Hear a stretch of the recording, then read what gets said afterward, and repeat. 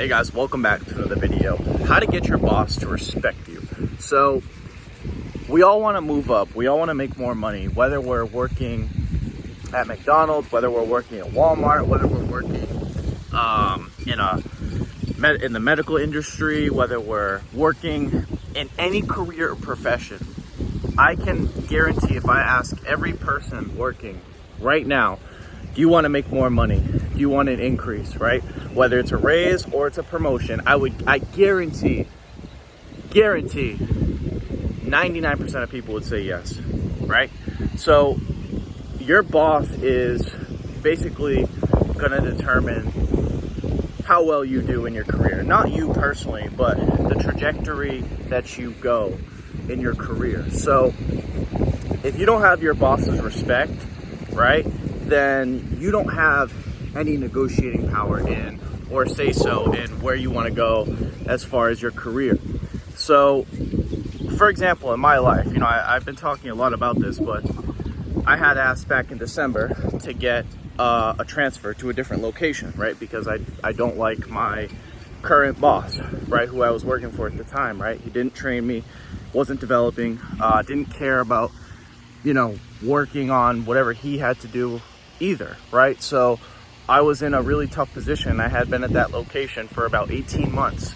So I, mentioned to my supervisor, my district supervisor, I said, hey, listen, I'm not getting the development I want at this particular location with this particular manager, right?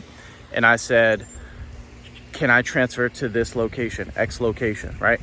And she said that she would have to ask the person who was at that location if they wanted to transfer to the location that I was at. She never asked them. So this was back in December, right? So I was like, okay, you know what? I got to a boiling point back in April and I got frustrated, right? Everything came to sort of a climax where I was like, okay, I've been here 18 months, right? And this isn't going anywhere. So in my mind, I was like, okay, something needs to happen and I'm gonna make it happen. Whether I lose my job, I get another job, or I force them to move me, something will be done from this point forward. So I decided that I said, I'm gonna put my 2 weeks in. Point blank period. I said, you know what? I don't care. I'm not scared. I don't have any fear.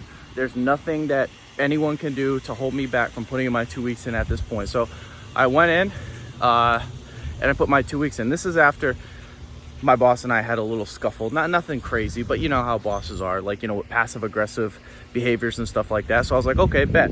So I put my 2 weeks in. He texts the district supervisor and says, hey, listen.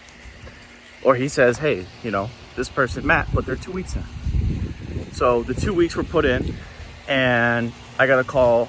Well, actually so from that day that I put my 2 weeks in to the next point where she called me a week later, I had been applying to other jobs, right? I had applied to 2 different locations. I did 2 interviews and both of them looked like they were going to move forward.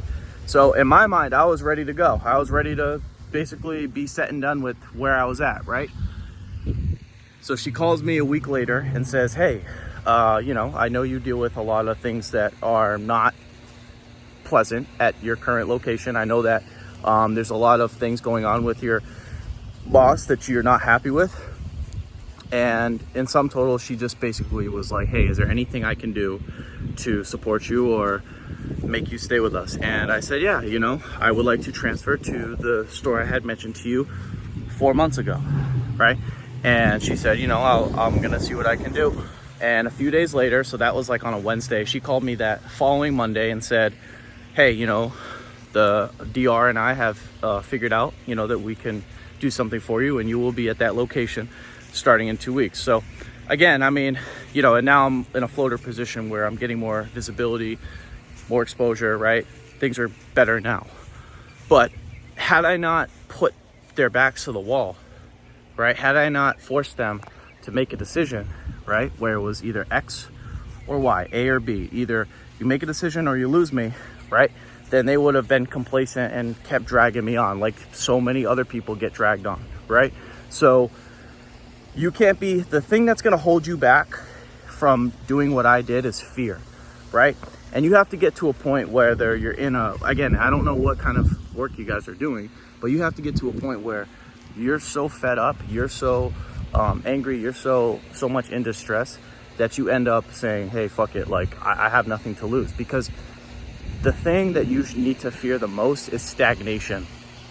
Everything in life evolves, everything grows, everything changes. But if you're not growing, by default, you're dying. You can, they say that there's plateaus. I know Arnold Schwarzenegger said there's no such thing as dying, there's only plateaus. There is a such thing as plateaus, but plateaus only exist for a short period of time, and then you're either growing from that plateau or you're dying from that plateau. So stagnation, plateauing, right, is something that you can't afford to be in for a long period of time, right? Because again, time is always moving, right? And especially when it comes to your finances, inflation doesn't give a fuck. Inflation will never stagnate. So you have to be willing to bite the bullet and be courageous enough to say, hey, listen, I'm in this position right now. I'm not thrilled with it.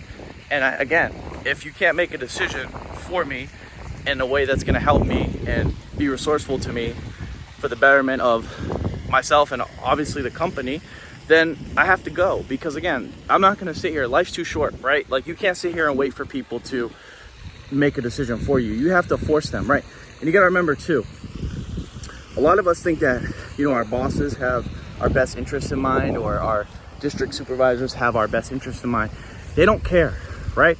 They only care about you to the degree that you're valuable to them, right? So I should have started off with this, but you need to develop if you're gonna work in a career and you want to promote and you want to do better, right? Whether it's raises, whether it's promotions, whether it's training opportunities, learning opportunities, visibility, exposure, whatever it is, if you want that, right, then you have to be willing to develop a reputation for two things, right? Three really, but two: hard work and helping other people.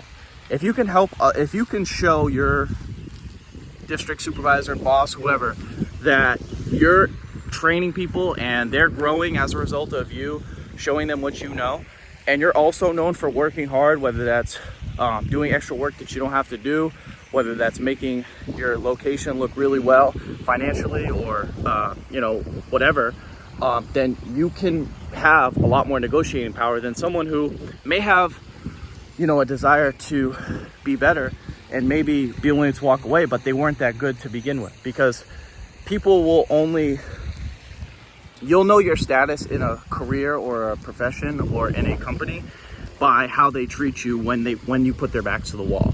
If you put their backs to the wall and they don't care and they'll just willfully let you go, then all along they really didn't want you that bad. You were kind of just like a placeholder until they found someone better. So again, I don't know about you guys, but I'm not trying to stay in the same position for the rest of my life, right? Like, I don't want to make $50,000 a year for the next 5 years. I want to increase year to year or every 2 years or so, right? Like, that's just, again, and I even saw a study, I know I made a video about job hopping like a year ago, but I think people who move jobs every 2 to 3 years, I think they make like 50% more than those who stay in the same company for too long. So again, loyalty doesn't exist. It really doesn't. The only loyalty people will have to you is the loyalty that maybe you show to them through your work ethic and through your value, right? But if you don't have work ethic, value, or you don't show other people how to be valuable, then you're going to be left to dust, right? So that's key to remember. And then also, again, you have to be willing to lose your job, right? I know that sucks. A lot of people are scared. To be honest, I'm not scared. I'll be honest. I got to the point where the thing that scared me the most was staying in that same position, staying in that same location.